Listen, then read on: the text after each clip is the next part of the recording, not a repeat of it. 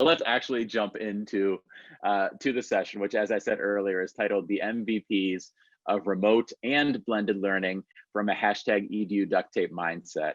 You can see at the bottom of the slide there a link on my website, jakemiller.net/4MVPs. And it doesn't matter how you capitalize the MV and P there. It should work lowercase or capital. But that link will get you, number one, to these slides, and number two, it'll get you to some giveaways that I do. So you're going to want to go to that link both to get to the slides if you want them, and to sign up for the giveaway if you'd like to sign up for the giveaway. Before I talk about those giveaways, as I said, my name is Jake Miller. I am coming to you guys from Ohio right now. It is 12:45 p.m. here, so seeing everybody type "good morning" in there, I'm like, what are you guys talking about? Do you not know how to use the clock? But I'm slowly but surely getting used to the whole idea of time zones. It's been a rough ride for me to become accustomed to this. But yeah, I'm in Ohio. I've been a technology integration specialist for 5 years. This coming school year, because of some budget cuts, I had to move from being a technology integration coach back into the classroom as an 8th grade science teacher, which I've worked at middle school. I taught in the classroom as a middle school teacher for 12 years before switching to technology integration, and science is one of my loves. So that's my day job. But as I said, one of the things I do outside of my day job is more educational technology. And as you can see there on those links on that slide, I am the host of a podcast called the Educational Duct Tape Podcast, which you can learn more about at eduducttape.com, or that hashtag down there, #EduDuctTape, and then there's my website there as well. But I say in a lot of my profiles, I am just an educational technology nerd. Like, I just am very excited about what it can do for our learners, and talking about it is one of my favorite things to do. It's really, really nerdy, okay? Oh, and Brian, here it comes right now. There's that link again. So you can get to the slides at jakemiller.net/4MVPs. I'm gonna put it in the messages there. Oops. Make it so that everybody sees it. jakemiller.net/4MVPs. There you go. And that will give you the link to the slides. The slides are also embedded there. And it also gives you access to giveaways. So every time I do a presentation, I do giveaways. I used to do these giveaways in person, but now I'm doing them remotely. It's okay, why not, right? We still want to give away and celebrate. So I do 2 giveaways every session I do. The first giveaway is a sticker. Now you pick what sticker I'll mail to you, okay? If you're of the right mind, you'll pick this sticker right here, which says, oops, I gotta click over my slides here, which says that you believe it is pronounced GIF, like gift, with a hard G. So you believe the file type is a GIF file. That's what I think. That is the right answer. If you pick that, I will send you that one in the mail. Some of you are already shaking your heads no at me. If you disagree with me, it's okay. I won't judge you too much. I'll still be your friend. I just think you pronounced it incorrectly. You would select this sticker, and I'll mail it to you begrudgingly, that it's pronounced GIF. It's hard for me to even say it out loud, but you could choose which of those 2 stickers you want, and I'll send it to you. So one person will win one of those stickers, and I'll stick some educational duct tape stickers in with it too. Another person will win access to an online learning program I do called GIF a Day, where the participants receive a gift from me in their email every morning for a series of mornings. Normally it's like 28 or 29, depending on the cohort and the topic. Currently, I do them on Google Sheets. So like every day you get a GIF explaining a new skill in Google Sheets. So one person will win registration in that. And I'll do other things other than Google Sheets in the future, so you could also save it for it later. But again, that's at jakemiller.net/4MVPs, and that's also where you can get to these slides too. Okay, so I said that we're gonna look at this stuff from an educational duct tape mindset. So some of you are probably like, Jake, I don't know what you're talking about when you say educational duct tape. Others of you are like, yeah, I already know what you mean, but you're gonna have to suffer as I tell everybody else what that is. So educational duct tape, and how is it a mindset? What does it have to do with duct tape? Well, to understand that, I've got to tell you kind of 2 background stories. So one is what got me to the point where I know a guy like Joe Marquez, who reached out and said, hey, Jake, you should apply to present at this. I know that I know that I have this opportunity because of something called an edu GIF or edu GIF, or some of you, as Craig pointed out there, might say edu GIF. I don't know. I call it an edu GIF. But regardless, because I started making edu GIFs, I got to the point where I knew people like Joe Marquez, who said, hey, Jake, you should reach out. You should check out presenting at this conference. So what is an edu GIF? Where does it come from? For those of you that have never seen one of the ones that I make, why is it important? Why is it relevant to me? Okay, it's not relevant to you because I think you should start using GIFs in your practice. Maybe you should, maybe you shouldn't, but that's not my message. My message is how I got to the point of making GIFs and how that gives us a lens to look at tools for remote and blended learning and how that helps us decide which ones are the MVPs, as I called them. So you know what a GIF is. This is a GIF, right?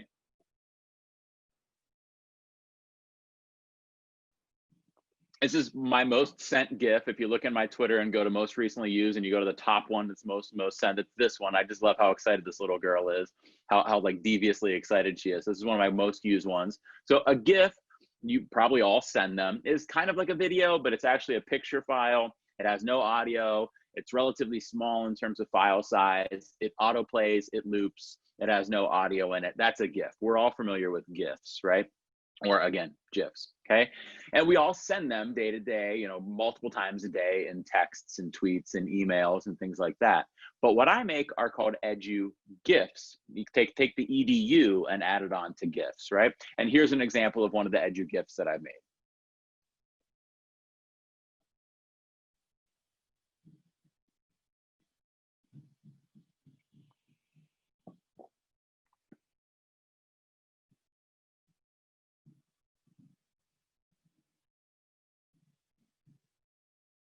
So what this particular EduGIF is showing is how you could translate a list of words in Google Sheets from one language to just about any other language available, because Google covers 100 and some languages, and they're the most common languages are out there. Not every language, but most of them.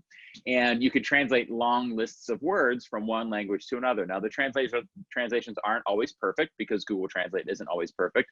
As you can see here, it ends up translating bienvenido incorrectly, or you are welcome incorrectly. I forget which one it is. But this is a GIF that I made to share with educators how they can make these GIFs. And I'm sorry, I lost my train of thought there. This particular GIF was made because I wanted to share with educators how they could do these translations in Google Sheets. I was working with an educator at the school where I'm a technology integration specialist at. We had a student from Russia move in. She spoke very little English. She had an ELL tutor who was helping her assimilate to school, but the English teacher was like, how do I help her learn the vocabulary words for class? How can I translate all of the vocab to her language so that she can kind of keep up until she really assimilates to the classroom? And so we discovered we could do it in Google Sheets. And I was like, wow, I've got to share this out there, right? And I shared out there, shared on Twitter and shared on my website. And a lot of educators love that they could really quickly watch and learn a simple skill in 1 or 2 minutes by watching this GIF. And if they miss something in it, it replays for them. Now, then, how did I start making those GIFs, and where did those GIFs come from? Well, the GIFs, first of all, are part of a goal. So I've been in the classroom, I've been working in education now for 18 or 19 years, and I had a goal, right? My goal was, not only do I enjoy what I'm doing in the classroom with my learners that are right there, and not only do I enjoy helping the teachers in my building with educational technology, but I really want to, sorry, I clicked away from the screen there. I really want to share EdTech with more educators. So I identified a tool to help me share EdTech with more educators. I use a program called Camtasia to make my GIFs, and then I share those GIFs out there on Twitter. Okay. Now, not every educator ends up seeing those GIFs, and not every educator likes those GIFs. Some are like, Jake, I'd really rather have a video with audio in it. And that's fine. I make some of those too when it's appropriate. But what brought me to the point of making those GIFs is that I realized that I was making videos in Camtasia, posting them on YouTube, and very few people were watching them, okay? And those videos were taking up a lot of time, and they weren't getting watched because of all the hurdles that were in place, okay? So I identified that because the videos had to be clicked on, you had to be in a place where you could listen or plug in your headphones, you had to have 5 to 10 minutes to be able to watch it. You had to trust the person you were clicking on the link that it's going to be worth that time. There were a lot of hurdles in place. I changed my tools and I started making GIFs, okay? And that is the educational duct tape mindset. I thought about my goal, I thought about my hurdles, and I identified tools that would help me to get there. Now, it wasn't the first tool I tried, because first I tried video, but it was the second tool I tried that helped me get to that goal of sharing EdTech with more educators, right? Now, at that time, I didn't call it educational duct tape. So where did that come from? Well, educational duct tape comes from this bounce house right here. Years ago, my wife and I had just put our 3 kids to bed. They're currently upstairs making a whole bunch of noise right now. I keep hearing them run around. But we were putting them to bed. And after they were all in bed, we came downstairs to the kitchen and we did our nightly routine, right? Pack the lunches for the next day, clean up the kitchen from that day, make the house look like nobody had lived in it. And then I would move downstairs to start working on gifts, right? But before I went downstairs, she showed me this picture of this bounce house on her phone. And she said, I'd like to get this for the kids for Christmas. And I looked at it and I said, 8-foot diameter circular inflatable bounce house. And I said, no way. Are you kidding me? An 8-foot diameter bounce house? We don't have 8 feet anywhere in our house that isn't already covered with toys. How would our kids be able to play with this if there's no room to put it in the house? We can't walk through the house without stepping on toys as it is. Where would we put this? What are you thinking? Why do you want to buy this? And she said, because our kids would like it and it would make them happy. And I said, I probably didn't have a choice in the first place, but you're right. It would make them happy. Let's go ahead and get it. So she ordered it that night, and she probably was going to order it regardless of what I said, but she ordered it, and it showed up December 24th, delivered by the man in the big red suit, and he did not inflate it. And that began my love-hate relationship with this bounce house, right? Because I loved how happy it made my kids on Christmas morning. I hated the fact that I was the guy that had to inflate it. And I hated the fact that 2 days later, when my kids were over it, just like they're over all of the Christmas toys a couple of days later, I was the guy who had to deflate it, right? I was the guy who had to open all the holes. I was the guy who had to roll around on top of it like a 6'4" rolling pin to push all the air out of it. I was the guy who had to fold it up. I was the guy who had to put it in the basement. And then a couple months later, when my kids were bored and restless, I loved that this bounce house, when I took it back out, made them happy and took away the restlessness, right? But I hated that I was the guy to inflate it. I was the guy that had to roll around on top of it again like a 6'4" rolling pin. Now, one day I was inflating it for the kids and I heard this noise and I turned into Mr. Burns from The Simpsons. You know Mr. Burns from The Simpsons? I went, yes, excellent. Because I knew I could finally throw this damn bounce house away. And then I saw my kids in the corner laughing at the noise. And I went, oh, look at them. They're so cute. They're adorable.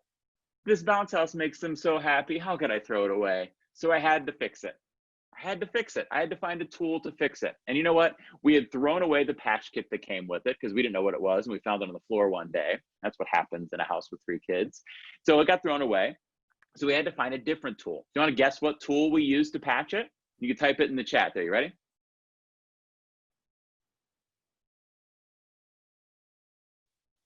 I'm watching for it. There we go. There we go. Nice. Perfect. Yes, we used duct tape. Now, in person, when I do this presentation, I always look to somebody in the audience and say, did you say pepperoni? No, it's not pepperoni, it's duct tape. But that doesn't work as well in a virtual presentation. But in person, I could single somebody out and say, did you say pepperoni? And that person only laughs and blushes and I get to pick on them. But in this situation, that doesn't really work there. So anyhow, yeah, we used duct tape. It patched the bounce house. It was a perfect patch for the bounce house, actually, and it worked. And if I pull it out right now, you'll see like 5 or 6 pieces of duct tape on it from all the times we've had to patch holes in it. And this helped meld what became educational duct tape for me, because I realized that in this situation, I wasn't planning on using duct tape that day. I wasn't even planning on using a bounce house that day. I was just planning on having fun with my kids. So I went, my goal is having fun with my kids. The tool that I'm going to use for that is a bounce house. And then I went, uh-oh, the bounce house has a hole in it. So now my goal is to patch that hole. And now the tool that does that is duct tape. So at that time, I started to realize that educational technology is just like duct tape, right? It's a tool. And I realized educational technology is at its most useful when it is not the goal of the lesson, but a tool used to solve a problem or meet a goal, just like duct tape, right? Duct tape is at its most useful when it's not the goal of the activity, but a tool used to solve a problem or meet a goal. Educational technology at its most useful when it's not the goal of the lesson, but a tool used to solve a problem or meet a goal. Duct tape's not always the tool we use for stuff. We do use it a lot for stuff, but in this situation, it was the perfect tool for this problem, right? I had a bounce house that, I had a bounce house that had a hole in it, and I needed to repair it, and duct tape was the tool that solved that problem. And I believe if we look at educational technology from that lens, it gets easier to choose what educational technologies to use. Because we know that back in March, when most of our schools went remote or distance learning or whatever you want to call it, educators were freaking out, right? What technologies am I going to use? How am I going to do this? Okay. But then educators actually, for the most part, were really efficient, at least from my experience, because they very quickly, in like panic mode, identified my goals are, I need to be able to talk to my students live. I need to be able to give instructions to my students, and I need to be able to get information to my students. And so educators went, I need to learn how to use Zoom or Google Meet. I need to learn how to use Screencastify or Loom or Screencast-O-Matic. And I need to learn how to use Google Classroom effectively, or whatever your learning management system is. And they very quickly went to work on using those three things, because they identified goals, and then they identified tools, and then they went through it. Now, ironically, normally educators are too overwhelmed to even pick out the tools to use. But in this situation, they just had to move, right? They had these very specific goals, and they identified tools that would help them with them. Okay, so on the podcast, Educational Duct Tape, we talk about these kinds of teacher situations, right? Teacher has a question, we identify a tool to support them, right? So teacher wants to know, how can I formatively assess my students? How can I hear all my students' voices?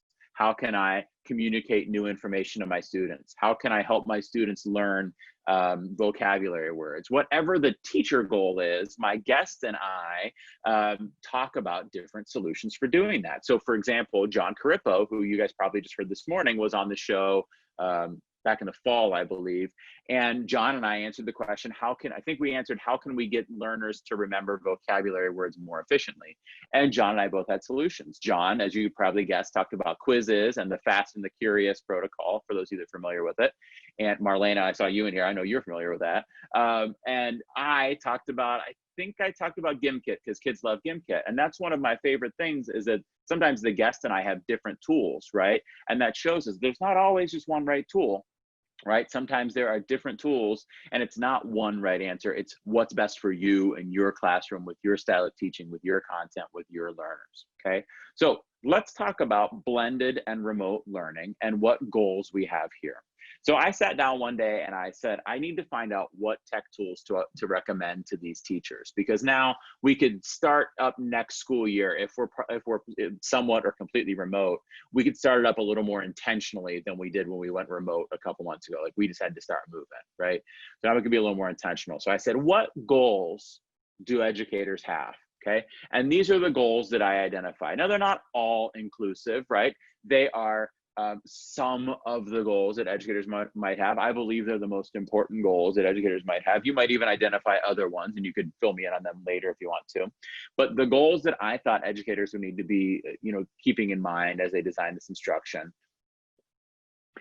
were making sure they're hearing from their students, making sure they're delivering engaging instruction, giving opportunities for interactivity, meaning they're not just sending information out like I'm doing right now. I'm not meeting one of my goals right now. Interacting, right? Building rapport, formative assessment, amplifying student voices, feed forward, which is the word I like to use for feedback, because feedback just indicates it just does one thing. It just goes back to the kid. I like to say feed forward because it moves the kid forward to something new, right? Feed forward from the student to the teacher, and feed forward from student to student, because we want them to give peer feedback, right? We also have a goal for summative assessment. Even though I think formative assessment tends to be enough, we do need to summatively assess sometimes. Sometimes it's just our school says we have to. Rich methods of assessment. Normally our assessments are just pencil and paper, but I advocate for richer methods that let us truly see what the kids understand, communicating with families, social emotional needs, content delivery, and differentiation. So I felt like these were the 15 goals that educators really needed to focus on. And so I thought, what tech tools do this for us, right? And there are some tech tools that do a few of them, right? Like I talked about quizzes and GimKit before. Quizzes and GimKit are really good for formative assessment and maybe for feed forward and maybe interactivity. But that's about all, right? So they're fantastic tools, and I do like using them, and I use them in my classroom. But I want to say, what are the MVPs? What are the ones that we have to have in our classroom? What tools do a lot of stuff, right? So I started identifying tools, and the first one I said, this one is a gotta have for me in a remote or blended learning setting, and that is Flipgrid. Okay, so let's look at Flipgrid from the lens of these different goals. Now, Flipgrid, for those of you that aren't super familiar with it, is a tool that lets students, like this is the simplest description you give possibly, a tool that lets students respond with video. That's it, right? That's the simplest way to say it, but it does oh so much more. And it's clear as you look at these different goals that it does, right? Flipgrid allows us to hear from students. Of course, that's what it does basically. That's the basic point of it. We can hear from every kid with Flipgrid. Flipgrid allows for interactivity because the teacher can send out information and the student can respond, right? That's interactive, okay? Flipgrid is fantastic if you're asking the right questions and responding to kids for building rapport. Flipgrid can be a great formative assessment tool, right? If you ask the correct questions and you listen to your students' answers. Now, it might not be the most efficient formative assessment tool, but it is a good formative assessment tool, okay? Flipgrid is great for amplifying student voices because when a kid responds, you could choose to either keep those answers moderated and hidden from other learners, or you can let other learners see them. You can even send links out to those videos for other teachers or parents to watch, right? So certainly we can amplify student voices using Flipgrid, right? Flipgrid is great for feed forward. I could either give feedback directly in Flipgrid, or I can give feedback on things done in Flipgrid. So it's a great feedback tool, okay? It's great for the kids to give me feedback if I want them to. And I call it, again, feed forward, because that helps me move forward and get better. I could potentially use it to have kids give each other feedback, right? Because they could respond back to each other. And if the kids listen, then that becomes feed forward, okay? I don't think Flipgrid is really a summative assessment tool the way we think about it, because we normally think about summative assessment as being kind of multiple choice, extended response, paper and pencil. But I do think it's a good, rich method of assessment, because I could really hear not just the kids' answer, but what they're thinking. Or I could ask them to use the pen tool in a whiteboard and show me their math or whatever it might be, so I can see what the kids are thinking, right? Flipgrid is also great for communicating with families, because I could record a Flipgrid short and send it home to all the families to watch. I could even potentially let parents respond to a Flipgrid and truly bring them into the classroom, right? Flipgrid is good for social emotional needs, because I can make sure I'm hearing from and communicating with all my kids. So of course it's good for social emotional needs. And I can identify times when students, maybe interact inappropriately in the Flipgrid, and then I could help them grow from that, okay? Flipgrid could be a good content delivery tool, because I can record videos in Flipgrid shorts and send them out. And Flipgrid is also good for differentiation, because kids can respond with video, they could respond with their camera off, they could respond with drawing things, they could respond with pictures, they could respond and type things in their response, they could respond in a way that's comfortable for them. So it's a good differentiation tool. And look at Flipgrid. Look at how many of these boxes it's checked. And you could probably argue that it checks those other two as well, right? If you use it the right way, okay? Now, so that one could be our only one, but I decided, let's get some more MVPs in here, right? So the next tool I thought about was just recording videos. And my favorite two for free video recording are Screencastify and Loom. Screencast-O-Matic's a good one too. So you Screencast-O-Matic fans, you don't have to say like, Jake, Screencast-O-Matic's great. Like, I agree, it's a good one too. I personally use Camtasia for my screencasts, but that's a paid tool, so I'm thinking free. So thinking about the two big free ones, which are Screencastify and Loom, it can let me hear from students, right? Because they can record videos. My instruction can be more engaging because my face and my voice are in it, right? And that engages my kids more than if it's somebody they don't know, okay? Unless that somebody is maybe one of the Jonas Brothers or something, right?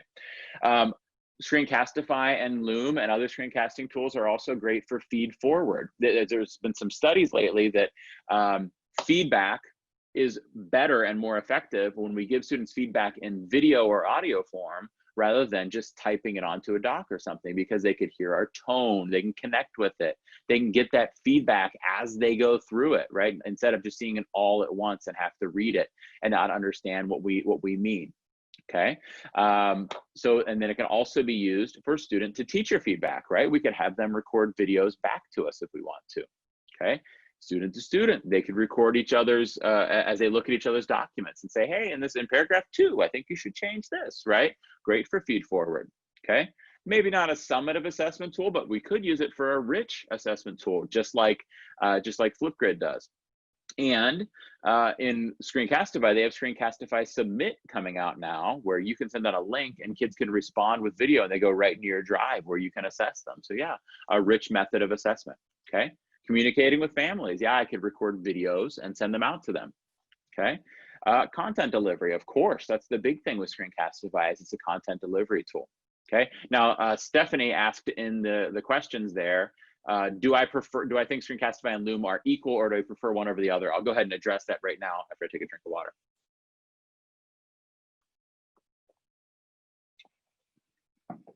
I think they are, I don't think there's a right answer between Screencastify and Loom. Spoiler alert, I can't tell you which one to use. I can tell you that there might be a right one for you, okay? I think that Screencastify has a better paid version than Loom's paid version. The nice thing about Loom's paid version is because you're a teacher, though, you get it for free, right?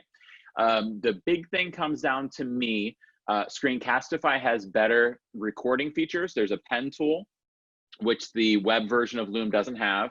There is cursor highlighting, which the web version of Loom doesn't have. And there is click highlighting. It shows when you click on something, which the web version of Loom doesn't have. There's also that Screencastify Submit coming out soon, where kids, it's in beta right now, where you could send a link to the kids and they could respond directly. I think those are the big reasons that I like Screencastify, are those reasons. Oh, and also it goes directly into Google Drive. There's an easy button to get it into your classroom. There's an easy button to get it over to EdPuzzle. Okay, so those are some great things about Screencastify. Loom, on the other hand, because they give teachers free access to the pro version, Loom, you can have videos that are as long as you want to, right? So for some teachers, they're like, okay, argument done, it's Loom for me, right? Because Screencastify, you're limited to 5 minutes per video on the free version. As many videos as you want, but only 5 minutes per. Okay, so a lot of teachers like Loom because their videos can be as long as they want. Loom, it's also nice that they go right onto a web page, you know, like readily available to view, and you can let students comment on the video, and you can let students use emojis to respond to the video. So that's kind of how I break it down. I think the biggest things are, if you want longer videos and that's important to you, Loom is your answer. If you want like really nice looking videos where you have things like the pen tool and stuff like that, Screencastify is probably the better tool. And the Google Drive link with Screencastify is great. I should point out, in Loom, in the software version, if you're not on a Chromebook, you have a pen tool and you can have click highlighting, but not a cursor highlight. So anyhow, if you have more questions about comparing and contrasting those two, let me know. I've actually got a YouTube video coming out soon about the compare and contrast between the two of them. Okay, so that's those video tools.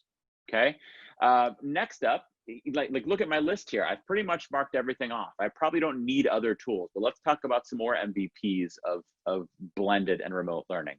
My next one is EdPuzzle. If you're going to record with video, right, you need somehow to make sure that your kids are watching that video, and you need somehow to make sure your kids understand that video.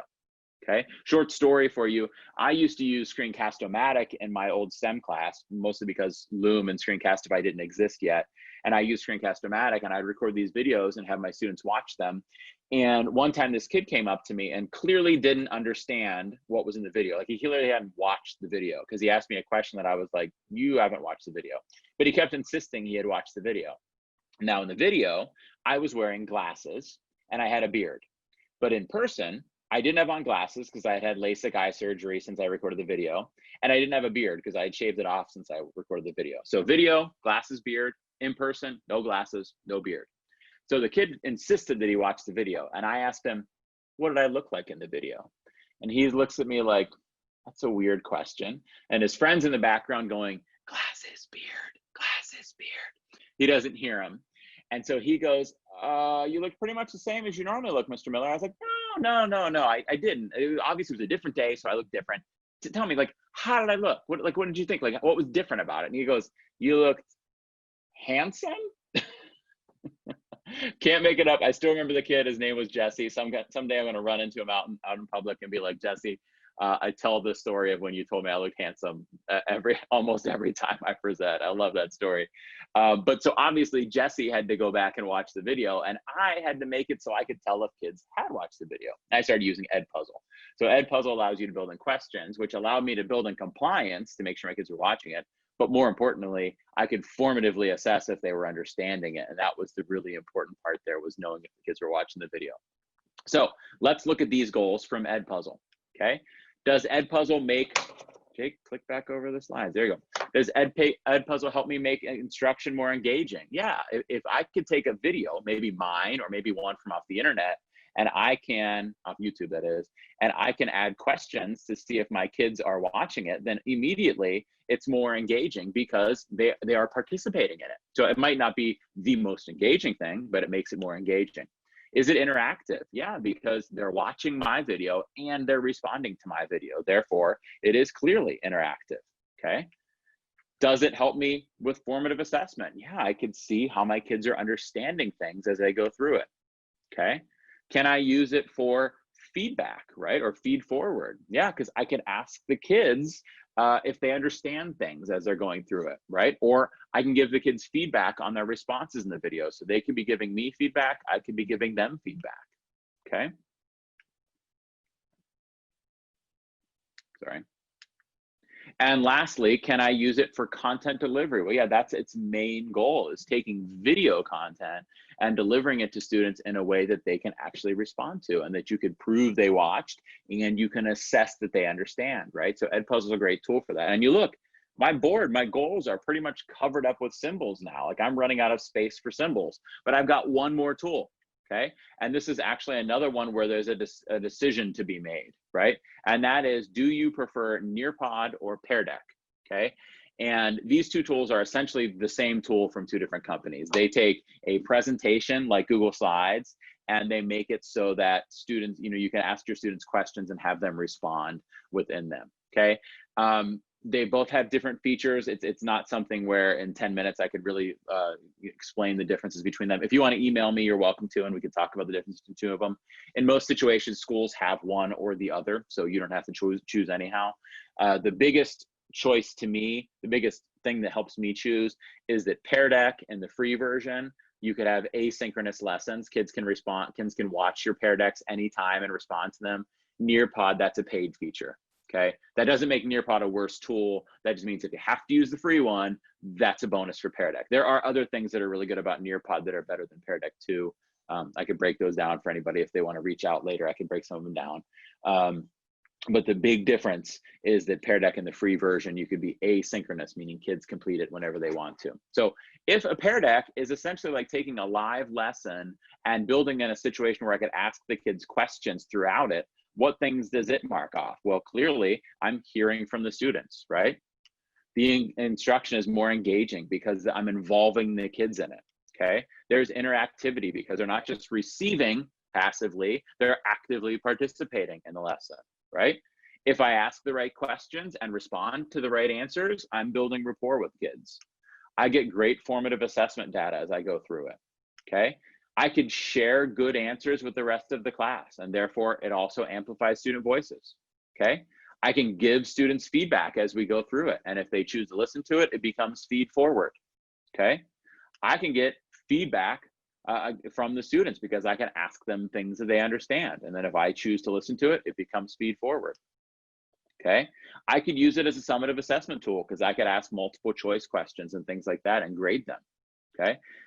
Obviously, it's a rich method of assessment because also the kids can respond with drawings. They could respond by dragging things. It depends on which tool you're talking about, but there's more than just typing and multiple choice. There's a lot of different ways that kids can respond in each tool, okay?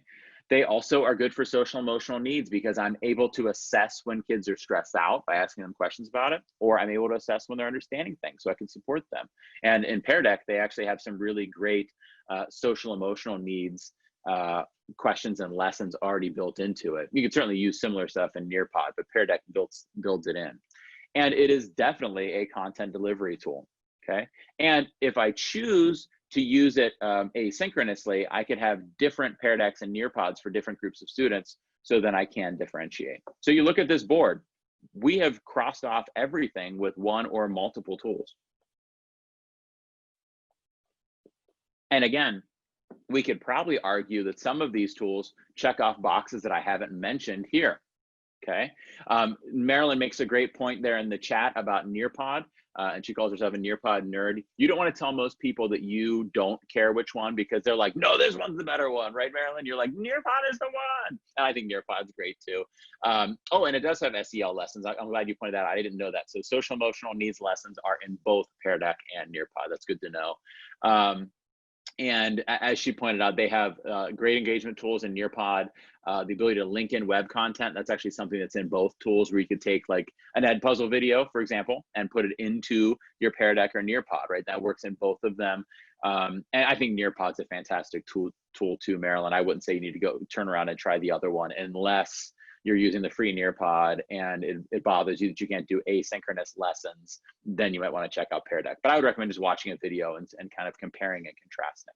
Okay, so I am missing one goal on this screen. Okay, and that goal is, what about support for students with special needs? Because I did say differentiation, but I didn't say supporting students with special needs. So I do want to address that really quickly. And I think that all 6 of these tools, which once you make your choice between Loom and Screencastify, and Pairdeck and Nearpod is 4 tools, all 4 of these tools have varying levels of good support for students with special needs. Okay, so first up, Flipgrid. It automatically captions videos that you record in there, unless you don't have that turned on. It's a feature you have to turn on, but it automatically captions videos. It can automatically caption them in multiple languages. Since they are automatic captions, they're not perfect, but you as the teacher can edit them and make them perfect if you want to, right? As some advocates for closed captioning say, automatic captions are not captions, they're craptions, because there's inaccuracies in it. That's true, but in Flipgrid, you could edit your craptions to make them captions, right? The captions can translate. Like if you are speaking in English and you select Spanish translations, or Spanish captions, it will actually translate. Again, not perfect, but a pretty good job, and you go back and fix it. Flipgrid has Microsoft's immersive reader built into it. So any text that's on screen can be read out loud. You use a line reader with it, stuff like that. And Flipgrid works well with a screen reader. And from advocates for accessibility that I've heard from, Flipgrid has done a really good job of following up on things that they say are missing. So while it's not perfect yet in terms of accessibility, they're getting better and better, and they're following up on adding things. So it is a good tool for students with special needs. And I love that students don't have to have their face in the video if they don't want to, right? So if a kid is uncomfortable for whatever reason, they could do different things. They could pause, they could re-record, things like that. So it's great for a variety of learners. Screencastify and Loom, neither of them has automatic captioning in it, which is unfortunate. But you could use a tool like Google Slides or YouTube or the Chrome OS screen reader, having them up on screen while you're going through it to add captions. They'll be automatic captions, so they won't be perfect, okay? In Screencast-O-Matic, by the way, you can edit and add captions. So that's a big point in Screencast-O-Matic's favor. But that's not in either of these 2 features. Okay, Screencastify also, as we mentioned earlier, has that cursor highlight, which is a nice tool for a student with vision loss or vision impairment to be able to see where you're at on screen too, because the cursor is highlighted. Okay, neither of these tools are perfect for students with special needs, but video is better than just text, right? Because we can add text and we can add video and explain things to the kids 2 different ways. Okay, EdPuzzle, captioning is not built into EdPuzzle, but if the video came with captions, those captions will be available in EdPuzzle too. So that's a good feature. In EdPuzzle, you can also add voiceovers into your audios or your videos. So if you're using videos that maybe aren't clear, you can add a voiceover as the teacher. You could record audio instead of just text when you put in questions and prompts and things like that. So that's nice for students with special needs. And it also works well with screen readers when you have the text written questions on the screen and stuff like that. And finally, Nearpod and Pairdeck both work with the immersive reader. So that's really good when there's text on screen. If you, in the slides, included alt text with your image, they'll both work inside of Pairdeck and Nearpod.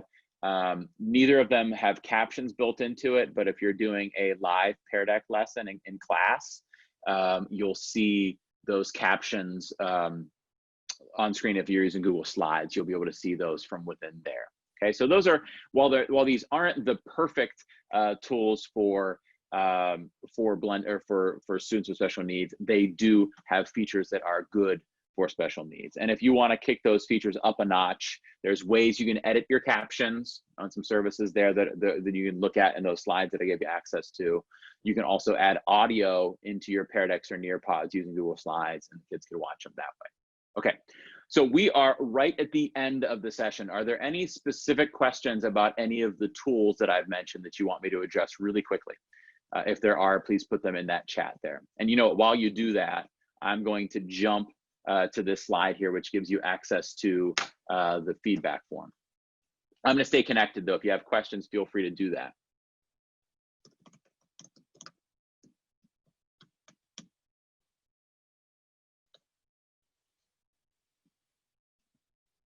Kevin and I are both trying to send out the link to my slides for you guys, and we both sent them privately to each other. Kevin, you sent it to me, and then I sent it back to you. Oh, gosh. So if you don't have any questions, thank you for being here. I appreciate it. There's the link to my slides. Be sure to sign up in there so that you can, you know, potentially win a prize for attending this session. I appreciate you guys being part of it. I appreciate the fact that it's summertime and you guys are still working to support the learners that you have in your classroom. So thank you so much for that. And if you try new things out, or if you have questions about new things, please don't hesitate to reach out to me. As I mentioned, I love talking about educational tech.